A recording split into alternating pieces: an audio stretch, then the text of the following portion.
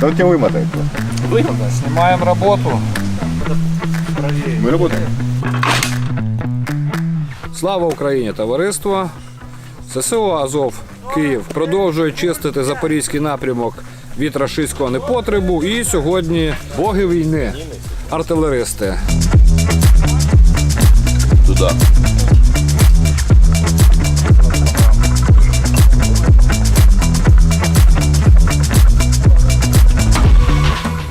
У нас сьогодні в такому ключі артилерія для чайників. Ага. Що чайникам основне потрібно знати про артилерію, перепрошую. Ну, з бази, починаючи з того, що там така штука, як бусоль стоїть, яка орієнтується по місцевості, орієнтує гармат. І що для чайників треба знати? Що не можна, блядь, біля відкатника стояти, бо яйця переб'є.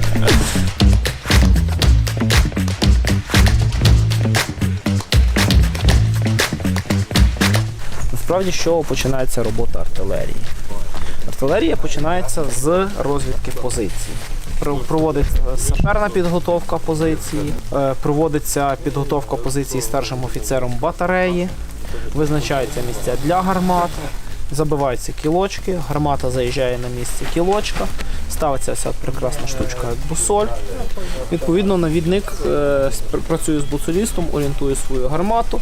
Тобто бусоль орієнтує гармати, гармати виставляються в напрямку стрільби.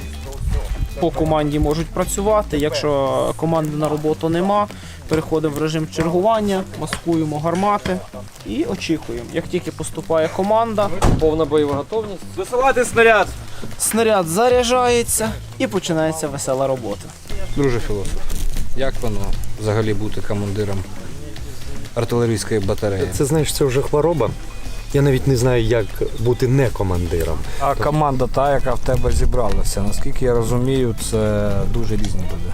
Взагалі, в мене є актор, заслужений актор театру і кіно. В мене є айтішники, бармени, барбери. Тобто в мене є директор автомийок по Україні. Переважно в мене бізнесмени різного уровня. Звичайний актор театру і кіно. Театр Лесі Українки. Тоді він ще був колись русської драми. Як вам зараз О. роль артилериста? Вже батько був артилеристом, і я думаю, що він був би гордий за мене. Я думав, що мені буде дуже важко, тому що дійсно я там з математикою, з якимись такими точними моментами взагалі не дружив, тому що гуманітарій поповнює зі школи. Оскільки я там наводився, працював саме як навідник, я почав наводитися і дійсно там треба просто знати алгоритм дій. Оце головне. Я спіймаю навіть якийсь кайф від цього. А що найбільше подобається в роботі артилерії? Звичайно, залп. Бабах. Особливо, коли я знаю, що він летить по цим підерам. На жаль, я не можу сказати конкретно, але я завжди думаю, що прямо в голову якомусь там орку воно прилетає. Я тішу себе надію, що ми точно це робимо, або кудись в бліндаж. Я в минулому житті лід-дизайнер в IT-компанії. Попередньо в мене був досвід з Червоним Хрестом, я працювала, списалася з святом.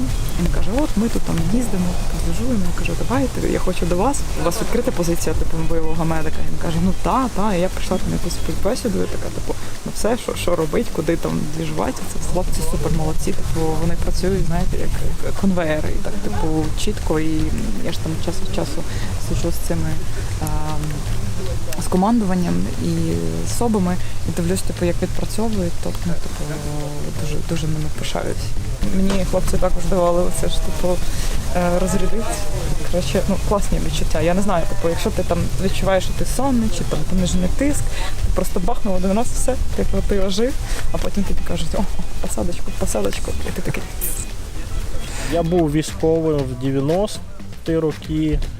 Потім ушел в IT-сферу, у меня там ряд бизнесов. До начала войны я вице-президент по бизнес-операциям в крупной IT-компании. Зараз такий момент, що або ми теряємо країну, або ми щось робимо, воюємо. приходилось... Що я не плачу, у мене просто щось в око потрапило. Да. В цивільному займався спочатку охороною, потім роботами з проблемною заборгованістю. Пізніше працював в банку. 24-го я просто позвонив на роботу, сказав, що мене на роботі більше не буде, зібрав речі і поїхав. Як давно ти в артилерії? Чи для тебе це новий досвід, чи ти вже мав справу? З артилерією я мав справу, бо починав з мінометів 120-го калібру. Перший мій міномет був чи то 41-го, чи то 42-го року випуску. От. Ну, тобто, якби червоноармійські діди знали, хто з нього буде воювати, вони б його, скоріш за все, підірвали. Смотри, мы сейчас будем гадать на кофе, так, успокойся. Все, гадаем на кофе. Смотри, это Цезарь, ну реально, мы скоро получим новое оружие. Посмотри на дно чашки, там реально Цезарь, видишь? На коні. Д-44. Я відразу, якщо чесно, подумав, що це якісь сербські або ще щось гармати. І вночі я їду на них, дивлюся, присвічую фонариками, і в мене шок. І я думаю, боже мій, як я з цих бабуль буду працювати. Якого вони року? 46-й рік. Вони старше моїх батьків.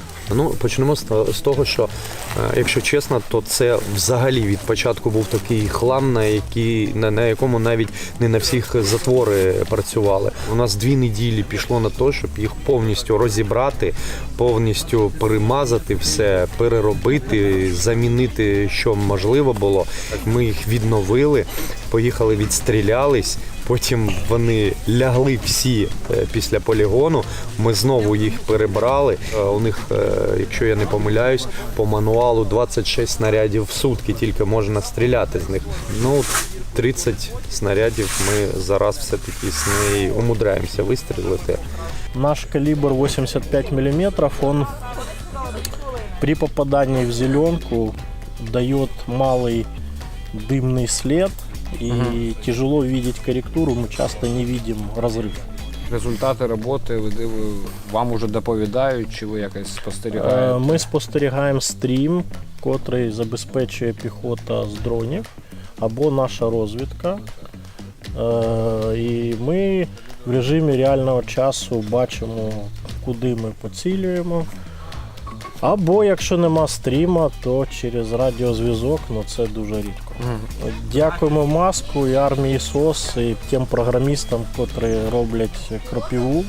Це програмне обеспечення дозволяє людям без досвіду взагалі артилерійського робити свою роботу. Скажи, що б хотілося б першочергово, які артилерійські засоби отримати, якщо така можливість буде? Якщо нам дадуть щось серйозніше, а хлопці дійсно мої вже професіонали, я думаю, це освоїться за декілька днів. Там від початку була яка розмова, що хлопці, от є 2000 снарядів, ви їх відпрацьовуєте, і нам пообіцяли, що якусь нову зброю.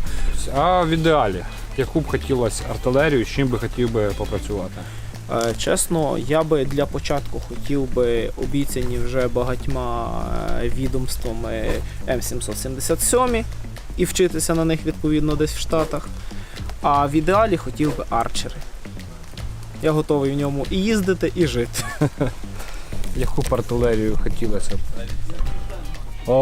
Тут, скажімо так, є завжди полеміка в підрозділі. Хтось хоче 3 сімерки або щось, якісь аналоги.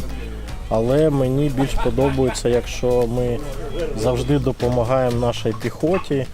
Десь схожий калібр 105 мм або щось таке. Но на более устойчивой платформе, как гаубичной, чтобы мы более точно поражали цели. Потому что на этих пушках, как говорится, 2 выстрела подряд, даже при идеальных настройках, ты не сделаешь, есть определенный люфт. Трошки хотілося б, звісно, покращити техніку. І дуже потрібна автомобільна техніка і якісь квадрики. Це все щось к нам не попадає. Тому, панове західні партнери, дуже просимо збільшити постачання новітнього озброєння. У нас стоїть 4 міномета, Долгий наводит первый, Санчес второй. Я подбегаю к первому, он переходит к третьему.